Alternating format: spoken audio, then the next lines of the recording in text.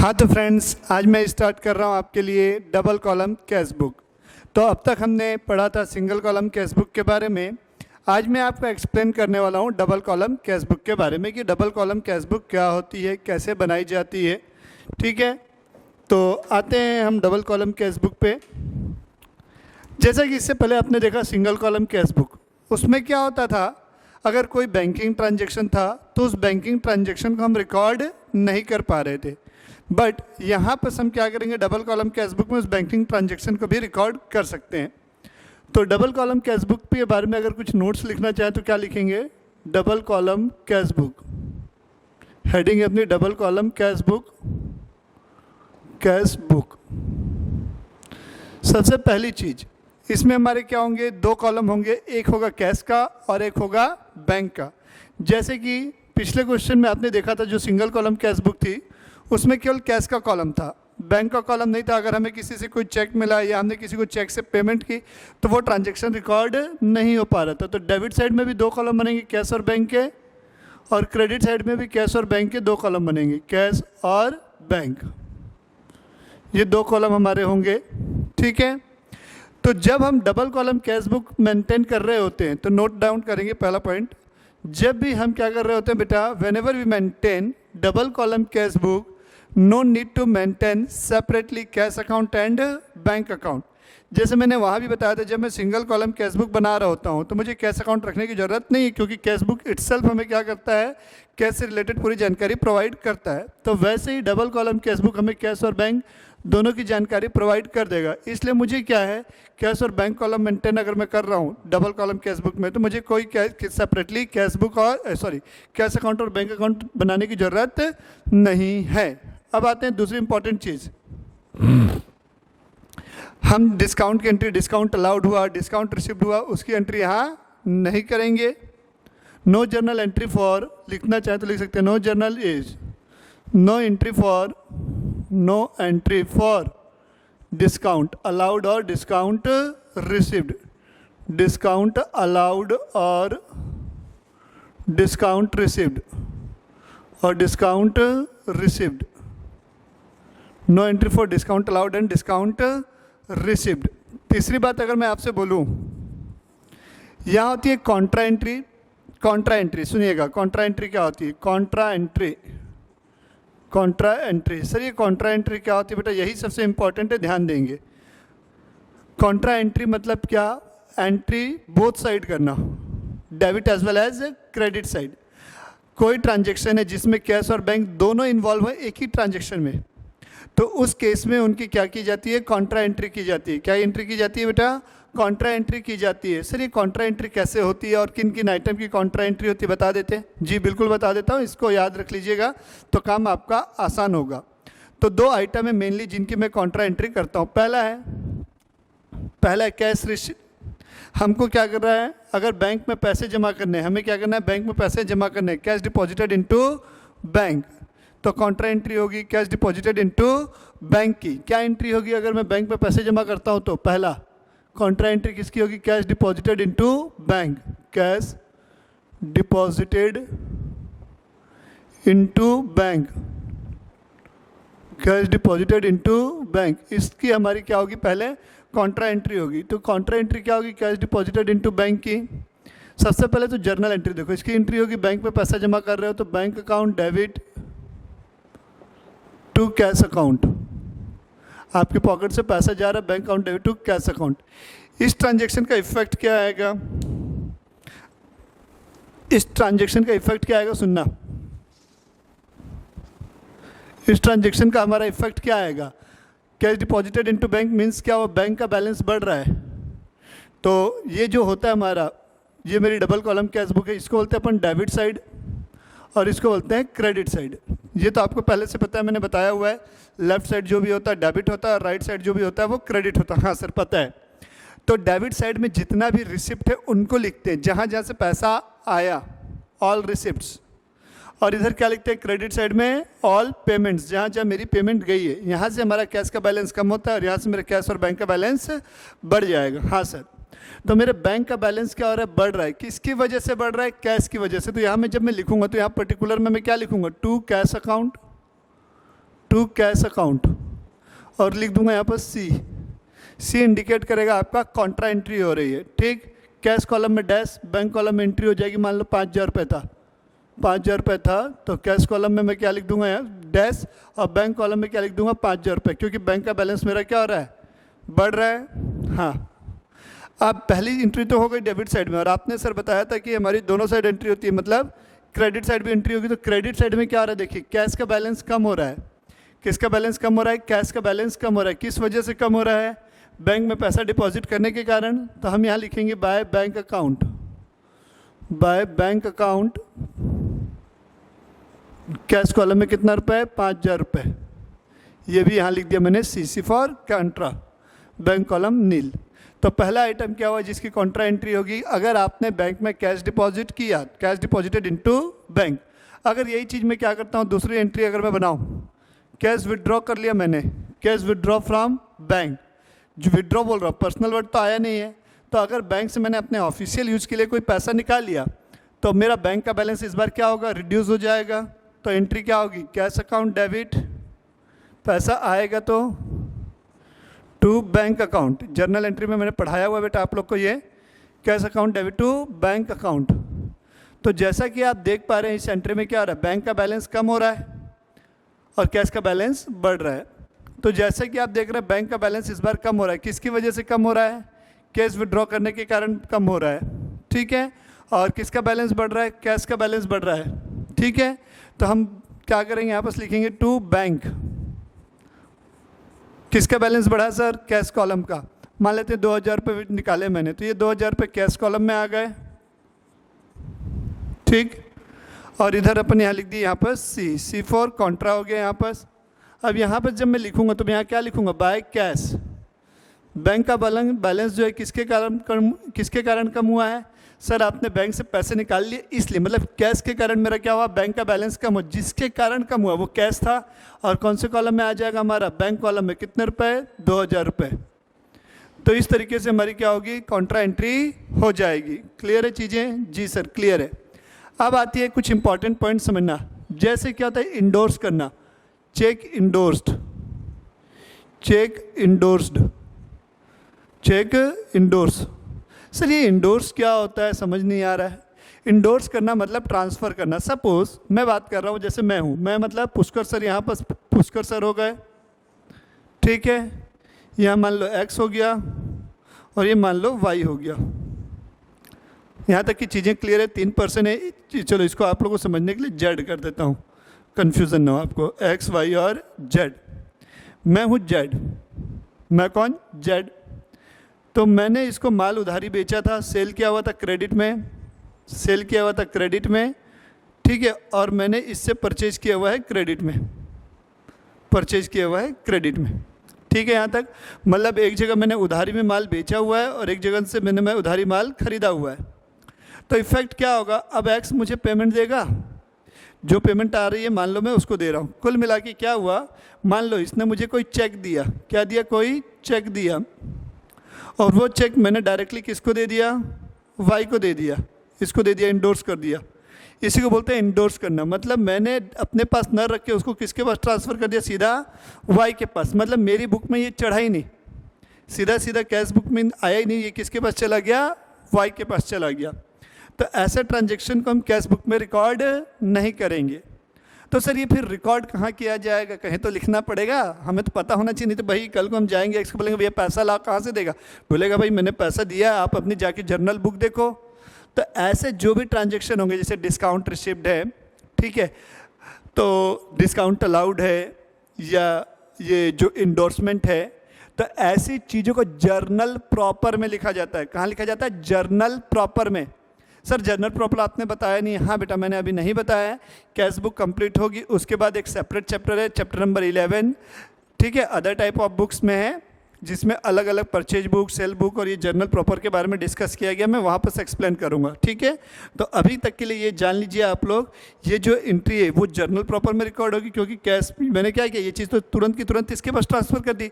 तो ये तो बैंक में कोई डिटेल आई नहीं पाई ना इसकी, मैंने अपने पास रखा और तुरंत की तुरंत किसके पास दे दिया, मैंने तो इसकी एंट्री की नहीं ना, कैश बुक मेरे पास कैश तो आया ही नहीं, बैंक तो आया ही नहीं, मैंने सीधा वही चीज़ दूसरे को ट्रांसफ़र कर दी।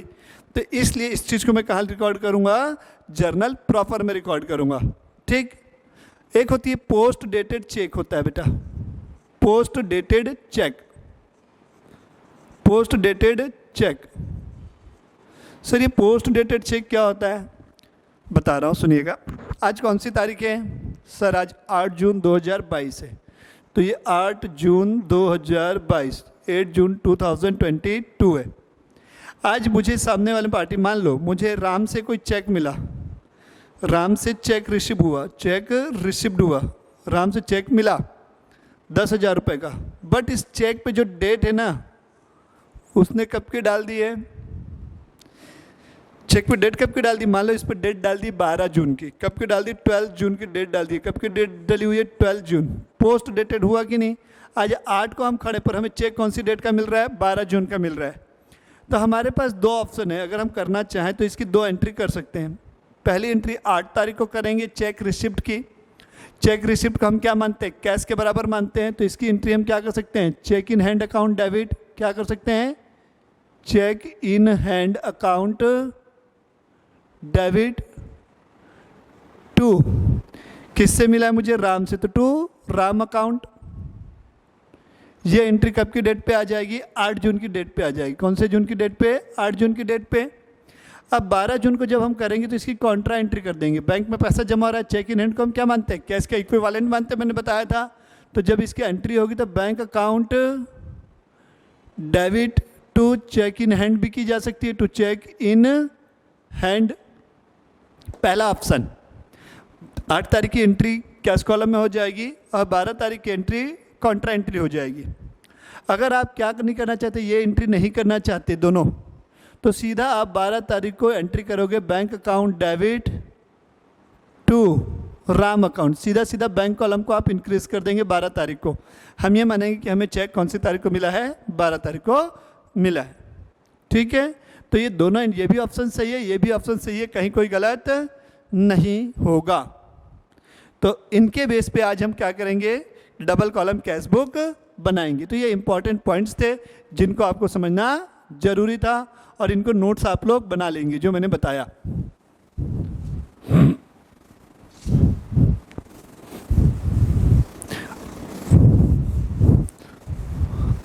तो हम आते हैं प्रैक्टिकल क्वेश्चंस पे। तो चालू करते हैं एग्जाम्पल नंबर 3 पे। एग्जाम्पल नंबर 3 देखिएगा क्या लिखा हुआ है, अच्छा लंबा क्वेश्चन है। ठीक है, प्लीज़ देखिएगा example number 3। Prepare 2 column cash book from the following transaction. Page number 10.15, page number है 10.15, 2021 की बुक है मेरी, और एग्जाम्पल नंबर है बेटा आपका 3। तो डबल कॉलम कैश बुक बनानी है मुझे। तो सबसे पहले कॉलम होगा डेट का, डेट पर्टिकुलर। यहाँ इस बार मैं लेजर फोलियो का एक कॉलम बना रहा हूँ क्योंकि मुझे यहाँ पर क्या करना होगा, कॉन्ट्रा एंट्री करनी है। तो कॉन्ट्रा एंट्री के लिए जो मैं सी लिखता हूँ वो लेजर फोलियो वाले कॉलम में लिख दूंगा। ठीक, इस बार 2 कॉलम होंगे, एक कॉलम होगा कैश का और एक बैंक का। तो यहाँ कैश का कॉलम हो गया और यहाँ पर बैंक का कॉलम हो गया। अब सेम 1 2 3 4 5 कॉलम क्रेडिट साइड में। तो ये डेट पर्टिकुलर, लेजर फोलियो का LF छोटा सा, कैश, और ये बैंक। ठीक है, इतने आइटम क्या करेंगे, मैंने लिख लिए हैं अपने कैश बुक के फॉर्मेट में, डबल कॉलम कैश बुक के फॉर्मेट में। 10 column, 5 column debit side, 5 column credit side. ठीक है बच्चों, जी सर। सबसे पहले क्या लिखा है, कैश इन हैंड लिखा है 15,000 रुपये, और कैश एट बैंक लिखा है 50,000। तो सबसे पहले हमारे पास जो बैलेंस दिया है कौन सी तारीख को है, मार्च 21 को है, 1 तारीख को। तो यहाँ मैं मार्च लिख दे रहा हूँ, मार्च का महीना है, मार्च 2021 डेट हो गई हमारी। इसमें सबसे पहले कौन सी तारीख है, 1 अप्रैल है, सॉरी 1 मार्च है, मार्च के महीने तो अप्रैल आ ही नहीं सकता, 1 मार्च बेटा। तो यहाँ मैं क्या लिखूँगा, टू बैलेंस BD लिखूँगा, टू बैलेंस BD। ये मेरा ओपनिंग बैलेंस है। तो किसका किसका ओपनिंग बैलेंस है, कैश में। तो कैश कॉलम में मैंने लिख लिया 15,000 और बैंक कॉलम में मैंने लिख लिया 50,000। ठीक है, यहाँ पर दोनों मेरी एसेट्स थी तो दोनों का बैलेंस मैंने लिख लिया।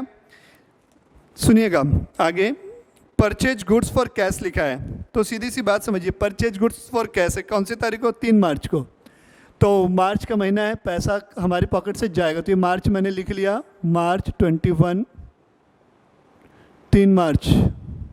पैसा हमारा क्या होगा, जाएगा, हमने माल खरीदा है, नकदी में खरीदा है, तो पैसा जाएगा, किस वजह से जाएगा, पैसा जाएगा माल खरीदने की वजह से। अगर आपको डायरेक्ट ये नहीं समझ में आता है तो जर्नल एंट्री सोचें, purchase account debit to cash account, फिर लेजर बनाते हैं, तो कैश अकाउंट में हम आएंगे, क्रेडिट साइड में बाय परचेज लिखेंगे, तो यहाँ लिखेंगे by purchase account, by purchase account. कौन से कॉलम में, कैश कॉलम में। कितने रुपए का माल खरीदा है आपने, 6000 का, तो ये 6000 रुपीज़। ठीक, अब देखो आ गया डिपॉजिटेड इन बैंक 5000 रुपये, कौन सी तारीख को है, 5 तारीख को है। क्या लिखा है, डिपॉजिटेड इन बैंक, बैंक में आपने डिपॉजिट किया, तो मैंने बोला जो भी चीज़ों की कॉन्ट्रा एंट्री होती है वो 2 आइटम होते हैं, एक कैश डिपॉजिटेड और एक कैश विदड्रॉ। ठीक, check deposited into, sorry deposited into bank, cash deposit किया होगा, कितने रुपए का है, 5000 रुपये का है, तो हमारा क्या होगा, मैंने बताया था, यहाँ लिखेंगे टू कैश अकाउंट, यहाँ LF में मैंने लिख दिया C, तो किसका बैलेंस बढ़ेगा, बैंक का बैलेंस बढ़ेगा, कितने रुपए से बढ़ेगा, 5000 रुपये से, तो ये 5000 रुपये बैंक कॉलम में। और सेम डेट पे यहाँ पास हम क्या लिखेंगे, बाय बैंक लिखेंगे, बाय बैंक। क्यों लिखेंगे, मैंने बताया क्योंकि कैश का बैलेंस कम हो रहा है, किसकी वजह से, बैंक में पैसा जमा करने की वजह से, तो ये बैंक कॉलम, बैंक लिख लिया मैंने, कैश कॉलम में मैंने 5000 रुपये लिख लिया। 5 तारीख के बाद अब क्या है, कैश सेल्स, नकदी में माल बेचा, नकदी में माल बेचा, पैसा आएगा 8 तारीख को, तो ये 8 मार्च यहाँ आ गई, तो किस वजह से माल, सॉरी किस वजह से कैश का बैलेंस बढ़ रहा है, सेल्स की वजह से, तो मैंने लिखा टू सेल्स अकाउंट, कौन से कॉलम में, कैश कॉलम में। कितने रुपए का माल बेचा है अपन ने, 10,000 रुपये का, तो यहाँ मैंने लिख दिया 10,000 रुपीज़। फिर 8 के बाद है 10 तारीख, 10 तारीख को क्या लिखा, cash withdraw from bank for office use, cash withdraw कर रहे हैं बैंक से, किसके लिए, ऑफिस यूज़ के लिए कर रहे हैं, तो इसकी हमारी क्या होगी, कॉन्ट्रा एंट्री होगी, कैश विदड्रॉ किया ऑफिस यूज़ के लिए, तो कैश का बैलेंस क्या होगा मेरा, बढ़ जाएगा, किसकी वजह से, कैश विदड्रॉ करने की वजह से बढ़ेगा, कौन सी तारीख को बढ़ेगा, 10 तारीख को, तो मैं 10 तारीख को यहाँ लिख रहा हूँ। ठीक है, क्या करके लिखेंगे, कैश विदड्रॉ कर रहे हो, तो जैसे यहाँ हमारा क्या हुआ है, बैंक का बैलेंस बढ़ा था, जब बैंक में पैसा जमा किया था, बैंक से पैसे निकाल के ला रहे हो, तो कैश का बैलेंस उठेगा, किसकी वजह से उठेगा, बैंक से पैसे निकालने की वजह से, तो जस्ट अपोजिट चीज़ यहाँ लिखेंगे, to bank account, to bank account. ठीक है, कॉन्ट्रा एंट्री होगी, ये C लिख दिया मैंने। 10 तारीख को कितने रुपए, 2000 रुपये, तो ये 2000 रुपये आ गया। अब यहाँ पर 10 तारीख को बाय कैश अकाउंट लिखेंगे हम, बाय कैश अकाउंट। ठीक है, इस बार हमारा क्या होगा, बैंक का बैलेंस 2000 रुपये से कम होगा, तो बैंक कॉलम में कितना रुपए है, 2000 रुपये। ठीक जी सर। अब लिखा है रिसिप्ट कैश फ्रॉम दामिनी 3000 रुपये, allowed her discount against her dues 100 रुपये।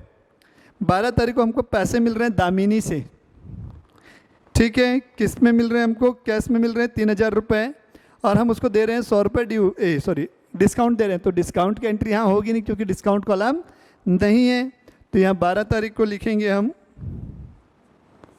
दामिनी से पैसा मिला, किसकी वजह से पैसा बढ़ रहा है, दामिनी की वजह से, तो यहाँ टू दामिनी अकाउंट लिखोगे, टू दामिनी कितना रुपए, 3000 रुपये कैश मिला है, तो ये 3000 रुपये आ गया टू दामिनी में। फिर क्या है 12 तारीख के बाद 15, receipt cheque from Nirmat 2000 and allowed her discount 75 against her dues. Nirmat से हमें चेक मिला, तो मैंने बताया था बेटा, आपको ध्यान हो तो प्लीज़ सुनिएगा। जैसे मुझे आज चेक मिला, तो इसकी 2 पॉसिबिलिटीज़ होती हैं। पहली पॉसिबिलिटी क्या होती है बेटा, मैं उसी दिन जाऊंगा और बैंक में पैसे जमा कर दूंगा, यानी कि चेक जमा कर दूंगा। यह हो सकता है मैं आज नहीं गया तो 1 दिन 2 दिन 3 दिन बाद क्या करूंगा, बैंक जाऊंगा और अपना चेक जमा करके आ जाऊंगा। हाँ सर ये तो हो सकता है, बट यहाँ क्या हो रहा है हमको कैसे समझ में आएगा सेम डे डिपॉजिट हुआ है कि नहीं। तो आप एक काम कीजिएगा, इस ट्रांजेक्शन के पास थोड़ा सा रुकें और बाद के ट्रांजेक्शन पढ़ें, क्या उस चेक के बारे में कोई बात की गई है कि जमा हुआ है नहीं हुआ। अगर कुछ नहीं बोला है बात की बातों में तो हम ये मानेंगे कि सेम डे पे हमने चेक क्या किया है, डिपॉजिट कर दिया है। तो कब की बात है, ये 15 की। निर्मत से चेक मिला था, देखो 18 के बाद एक पोस्ट डेटेड चेक है दीपक का, फिर 23 को दीपक का चेक है, चंदर का चेक है, बैंक है, अशोक है, चंदर है, अशोक मित्र है। मतलब इसकी बात कहीं भी नहीं की गई है। कौन सी तारीख वाले चेक की, 15 तारीख वाले चेक की। तो हम इसको मानेंगे कि हमने सेम डे बैंक में जमा कर दिया है, मतलब हमें क्या हुआ, bank account debit to Nirmat account. तो ये 15 तारीख को हम क्या लिखेंगे, to Nirmat account, to Nirmat account, to Nirmat account. ठीक है, तो बैंक कॉलम में कितने रुपए का चेक मिला है निर्मत से, 2000 का। तो ये निर्मत वाले कॉलम में 2000 रुपये मैंने लिख दिया बैंक कॉलम में निर्मत के खाते में। 15 के बाद लिखा है 18 तारीख, received a post dated cheque. देखो बेटा पोस्ट डेटेड चेक आ गया, तो मैंने मज़ेदार बात क्या बताई थी बेटा, पोस्ट डेटेड चेक की एंट्री मत करना जिस दिन वो मिला, एंट्री कब करना, जिस दिन उसको हम बैंक में डिपॉजिट कर रहे हैं। तो 18 तारीख को कोई एंट्री नहीं होगी। ठीक, अब देखो 23 तारीख है, 18 को कोई भी एंट्री नहीं होगी। 23 को देखो क्या लिखा है, check receive from Deepak deposited in the bank. ठीक, कितने रुपए का, कितने का चेक था, 5000 रुपये का। तो 23 तारीख को अपन यहाँ लिखेंगे टू चेक इन हैंड, मिला होगा मुझे तो उस दिन चेक मेरे पास रहा होगा, टू चेक इन हैंड। तो बैंक कॉलम में कितना रुपये लिख दें, 5000 रुपये लिख दीजिए सर। ये लिख दिया मैंने सर, 5000 रुपये आपके बैंक कॉलम में। अब आगे बढ़ते हैं अपन, 23 तारीख के बाद 24 तारीख है, issued cheque 2500 to Chander, he allowed discount 125 रुपये। 24 तारीख को बेटा आप चंदर को एक चेक दे रहे हो, Chander account debit to bank account. तो यहाँ हम बाय चंदर लिखेंगे, क्या लिखेंगे, बाय चंदर। कितने रुपए दे रहे हैं उसे हम चेक के थ्रू, चंदर को 2500 रुपये। तो ये 2500 रुपीज़ आ जाएगा। 24 के बाद देखिएगा, withdraw from bank for personal use. Personal use के लिए जब भी पैसा निकालते हैं ड्राइंग यूज़ करते हैं। तो हम यहाँ लिखेंगे, कौन सी तारीख है, 27 तारीख है। तो मैं यहाँ लिखूँगा by drawing account, by drawing account, by drawing account. कितने रुपए निकाल रहा हूँ मैं, 1500 रुपीज़ विड्रॉ कर रहा हूँ बैंक का है, ये 1500 मैंने लिख दिए। फिर लिखा सोल्ड गुड्स टू अशोक मित्रा। अब यहाँ कहीं कैश वर्ड लिखा है क्या बेटा, ध्यान देना, मैंने कैश बुक में कौन से ट्रांजेक्शन रिकॉर्ड करते हैं बताया, जो नकदी में हुए हैं। अब यहाँ लिखा है बेटा सोल्ड गुड्स टू अशोक मित्रा। अब मेरे को मालूम थोड़ा ना कैश में बेचा है कि चेक के थ्रू बेचा, यहाँ तो लिखा ही नहीं है। तो मैंने बताया था जब जर्नल एंट्री पढ़ाई थी, जब पार्टी का नाम दे बट उसके साथ क्या है, कैश वर्ड नहीं लिखा है, तो उसे क्रेडिट ट्रांजेक्शन मानेंगे। तो 28 तारीख की कोई भी जर्नल एंट्री नहीं होगी। फिर सेम चीज़ 30 को देखिए, परचेज गुड्स फ्रॉम चंदर लिखा है, चंदर से मैंने माल खरीदा, लेकिन यहाँ कैश वर्ड नहीं दिया है, तो इसे भी क्रेडिट मानेंगे। तो 28 और 30 तारीख को जो डेट है बेटा, उस डेट की कोई एंट्री नहीं होगी, because they are credit transaction, ये नोट में डाल देंगे। 31 receipt cheque from Ashok Mitra and deposit in the bank, मतलब सेम डे डिपॉजिट हो गया है 31 को। तो यहाँ मैं लिखूंगा to Ashok Mitra account, to Ashok Mitra account. तो मैं टू अशोक अकाउंट लिख रहा हूँ डायरेक्ट। बैंक कॉलम में कितने रुपए हैं, 2000 रुपये। ठीक है, 2000 रुपये। अब कोई एंट्री बची है क्या, नहीं सर कोई एंट्री नहीं बची है। तो आपको मैंने बताया था बेटा, सारा काम करने के बाद हमें क्या करना होता है, अकाउंट्स को बैलेंस करना होता है। क्या करना होता है, अकाउंट्स को बैलेंस करना होता है। क्या करना होता है, अकाउंट्स को बैलेंस करना होता है। तो अकाउंट्स को बैलेंस करेंगे, कैश कॉलम को सेपरेटली बैलेंस करेंगे और बैंक कॉलम को सेपरेटली बैलेंस करेंगे। तो एक चीज़ मैं बता दूं, कैश बुक का बैलेंस कभी भी निगेटिव आएगा नहीं, कहने का मतलब है मेरे पास 100 रुपये हैं, तो क्या मैं 100 रुपये से ज़्यादा पेमेंट किसी को कर सकता हूँ? सर नहीं कर सकते। ज़्यादा से ज़्यादा आप 100 रुपये की कर सकते हैं। मतलब कैश अकाउंट का या तो पॉजिटिव बैलेंस होगा या तो जीरो बैलेंस आएगा, मतलब बैलेंस्ड होगी। बट बैंक के केस में ऐसा नहीं होता। बैंक के केस में हमें एक फैसिलिटी मिलती है जिसको बोलते हैं ओवरड्राफ्ट फैसिलिटी। क्या बोलते हैं? ओवरड्राफ्ट फैसिलिटी, जिसको हम बोलते हैं ओवरड्राफ्ट। ये होता क्या है सर ओवरड्राफ्ट? बैंक ओवरड्राफ्ट ऐसा होता है बच्चों, जैसे आपके अकाउंट में बैंक में 50,000 रुपये जमा है। कितने रुपये जमा है? 50,000 रुपये आपके बैंक अकाउंट में जमा है। अगर आप बैंक के अच्छे कस्टमर हो, रेप्यूटेड कस्टमर हो, रेगुलर ट्रांजेक्शन वगैरह हो रहता है, तो बैंक आपको ये फैसिलिटी देती है कि आपके जितने पैसे बैंक में जमा हैं उससे ज़्यादा पैसे आप क्या कर सकते हो? विड्रॉ कर सकते हो। तो जो एक्सेस अमाउंट है, सपोज आपने 60,000 विड्रॉ कर लिए, तो 10,000 रुपये क्या हुआ? एक लिमिट के अगेंस्ट हो गए। 50,000 से ज़्यादा आपने विड्रॉ कर लिया ना, 50,000 आपका जमा था, आपने 60,000 विड्रॉ कर लिए, तो 10,000 आपने एक्स्ट्रा निकाला ना, तो ये 10,000 क्या हुआ? ओवरड्राफ्ट हुआ। तो बैंक कॉलम का डेबिट बैलेंस भी हो सकता है, क्रेडिट बैलेंस भी हो सकता है, बट कैश बुक का डेबिट बैलेंस ही आएगा। तो इस चीज़ों को ध्यान देंगे, तो टेंशन नहीं लेंगे अरे यार बैंक निगेटिव कैसे आ गया। तो ये इंपॉर्टेंट चीज़ थी। प्लीज़ आगे बढ़ते हैं, अपन इसको बैलेंस करते हैं। मैं टोटल कर रहा हूँ, देखिएगा। कैश बुक को मैं बैलेंस कर रहा हूँ, तो कैश बुक के डेबिट कॉलम का टोटल देखते कितना आता है। 15,000, 10 25,000, 25 और 2 27,000, 3 30,000 रुपये। तो कैश बुक का देखें तो डेबिट का टोटल कितना हुआ? 30,000 हुआ। हाँ सर 30,000 हो गया। क्रेडिट में देखो 6 5 11,000, तो ये क्रेडिट कितना हुआ? 11,000। तो ये कितना बचा? 19,000 बचा हमारा। कितना बचा? 19,000। तो हम यहाँ लिखेंगे 31 मार्च को, जिस भी मंथ के बना रहे हैं उसके लास्ट डेट पे हम क्या करते हैं? बैलेंस करते हैं। तो by balance carried down CD 19,000 cash column में आ गया। ठीक, अब बैंक कॉलम की बात करते हैं। बैंक में देखते हैं डेबिट साइड का टोटल कितना है? 50, 55, 57, 62, 64,000। डेबिट साइड का टोटल है 64,000। अब इधर कितना है? 2,000 और ये कितना हो गया? 6,000 रुपये। तो 58,000 इधर आ रहा है। ठीक है, तो इधर भी क्या लिखोगे? By balance carry down. तो ये लिखा हुआ है, अलग अलग लिखने की जरूरत नहीं है। ये 58,000 हो जाएगा। ठीक है, ये बाय 58,000 हो गया। इसको अब आप क्या करोगे? टोटल कर दोगे यहाँ पास।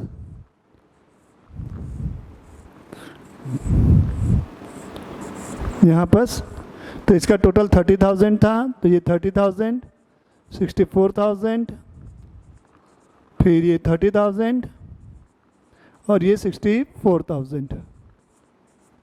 तो आई होप आपको ये क्वेश्चन समझ में आ गया होगा कैसे बनाना है। ठीक है, चीज़ें आते हैं नेक्स्ट क्वेश्चन पे।